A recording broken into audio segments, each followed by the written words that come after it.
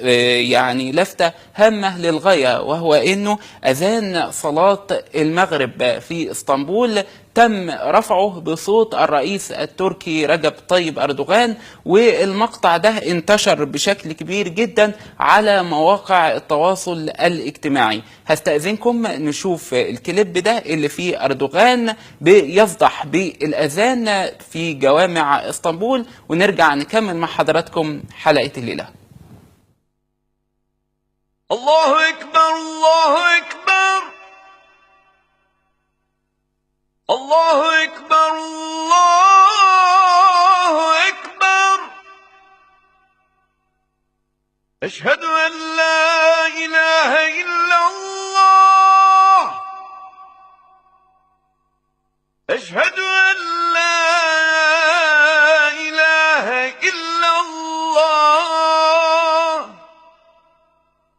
أشهد أن محمدا رسول الله. أشهد أن محمدا رسول الله.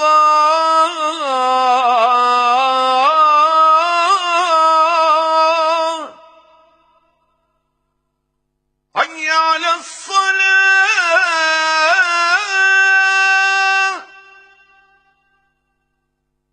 حي على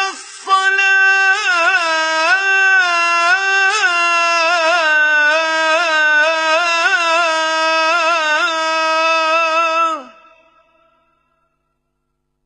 حي على الفلاح.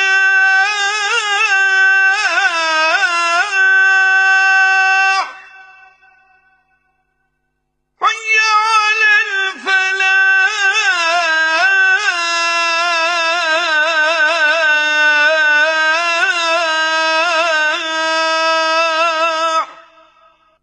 الله أكبر الله أكبر. لا إله إلا الله. حقا وصدقا لا إله إلا الله.